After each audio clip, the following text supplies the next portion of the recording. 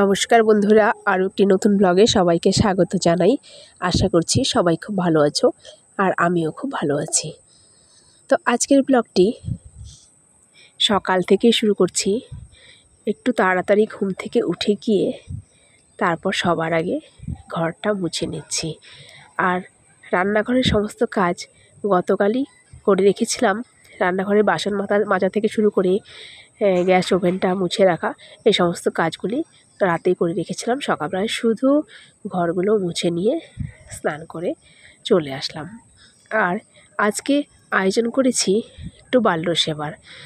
যেহেতু হাজব্যান্ড বাবাধাম থেকে ফিরেছে, তো যেটা আমরা জানি কেউ তীর্থ করে এলে তার বাড়িতে একটা বাল্য সেবা দিতে হয়, সেই জন্যই এই আয়োজন করা।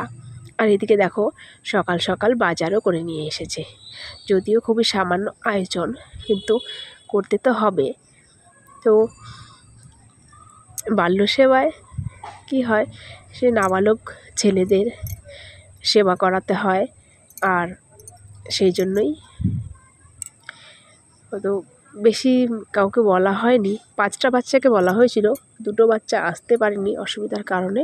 তো তিনটা বাচ্চা এসেছিল, তো ওদেরকেই সেবা দেওয়া হলো। আর মনের একটা খুব আশা পূরণ হলো যে আমি যদি রান্না করি তাহলে এই সেবাটা শুধু বালকদের দিতে পারবো, কিন্তু ভগবানকে দিতে পারবো না। কারণ আমি তো কোনো বৈষ্ণব নই বা কোনো ব্রাহ্মণও নই।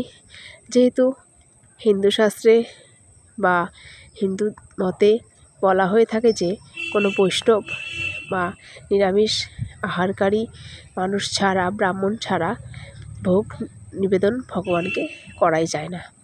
তো সব গ্যাসটা জ্বালিয়ে আমি এখানে হাঁড়িটা বসিয়ে দিয়েছি। তো এখানে পায়েস করবে আর রান্না করবে হচ্ছে, তো আসাম থেকে আমার মেজো জায়ের এক মাসি এসেছে। তো উনি হচ্ছে বৈষ্ণব, উনি নিজে রান্না করে ভগবানকে ভোগ নিবেদন করে, তারপর সেবা করেন। তো ওনাকে সেবা করানোর খুব ইচ্ছে হলো, তাই বললাম যে মাসি আমি রান্না করলে তো তুমি খাবে না, সেই জন্য তারা তুমি নেড়ে চেড়ে করো, আমি সব জোগান দিয়ে দিচ্ছি। তো উনি বললেন ঠিক আছে।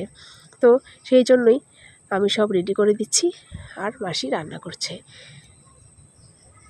তো রান্না হয়েছে, ভাজা হয়েছে মিষ্টি কুমড়ো, আলু, পটল, এই 3 রকম ভাজা হয়েছে। আর মাসি হচ্ছে এই শ্রাবণ মাসটায় পটল, তারপর বেগুন এগুলো খান না, সেই জন্য শুধু মিষ্টি কুমড়া, আলু এই ভাজা দেওয়া হয়েছে। আর করলাটাকে তেতো ডাল করা হয়েছে, আর আলু আর পনিরের একটা তরকারি। আর একটু আটা মেখে দিচ্ছি, একটু লুচিও হবে, তার সঙ্গে পায়েস। তো এটুকুই আয়োজন, তার সঙ্গে দই মিষ্টি ছিল। আর আমও এনেছিল চাটনি করার জন্য, কিন্তু চাটনিটা হয়ে ওঠেনি কারণ অনেকটাই দেরি হয়ে গেছিলো, যেহেতু একটা ওভেন। আর এদিকে ভগবানের ভোগটা দিয়ে দিচ্ছে। তো আমাদের তো রাধা গোবিন্দের বিগ্রহ, সেই জন্য এনাদের একটা ভোগ দিচ্ছে। আর মেজদাদের ঘরে আছে গোপাল, তো গোপালকেও একটা ভোগ দিয়ে এসেছে। তো এবার মাসি ভোগ আরতি করছে। তো যাই হোক, খুব একটা আনন্দের বিষয় যে এই বাল্য সেবার উপলক্ষে একটু রাধা গোবিন্দর আর গোপালের ভোগ নিবেদন করা হলো। আর এদিকে যাদেরকে বাল্য সেবা দেব তারা এসে গেছে। তো এ হচ্ছে ব্রাহ্মণ, যাই হোক বাল্য সেবার সঙ্গে ব্রাহ্মণ সেবাও হয়ে যাবে। তো এই একজন, এর নাম হচ্ছে তাতান, ওই 5-6 বছর হবে। আর একজন, এর নাম হচ্ছে শুভ। তো ও পাটা ধুয়ে দিচ্ছে আর আমি মুছে দিচ্ছি। তারপর এইভাবেই পা ধোয়ার কাজ সম্পন্ন হলো। এবার চলো ওদের সেবার ব্যবস্থা করা যাক। আসন পেতে দিয়েছি আর তার সঙ্গে পাতাও দিয়ে দিচ্ছি।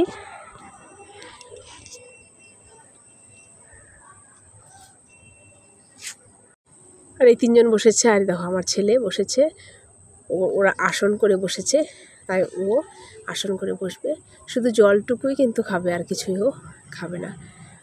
তারপর শুধু ওকে একটু অন্ন দিয়েছি, আর কিছুই দিইনি, কারণ জানি ও খাবে না। তো ওরা বাচ্চা, ওরা আর কতটুকু খাবে।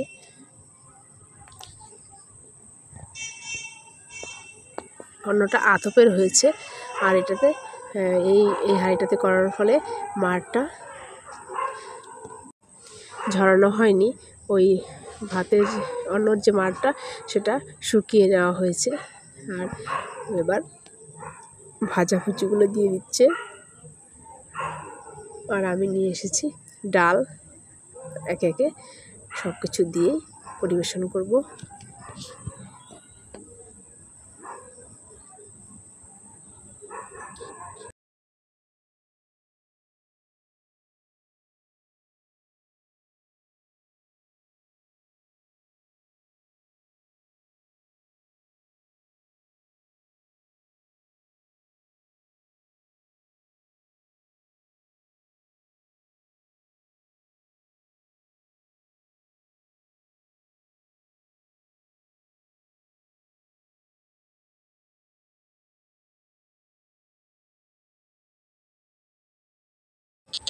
আমার এই ভিডিওটা দেখতে দেখতে যারা এই পর্যন্ত চলে এসেছো, তাদের প্রতি আমার একান্ত অনুরোধ, আমার এই ভিডিওটি যদি এতটুকু ভালো লেগে থাকে তাহলে অবশ্যই সাবস্ক্রাইব করে দিয়ে পাশে থেকো।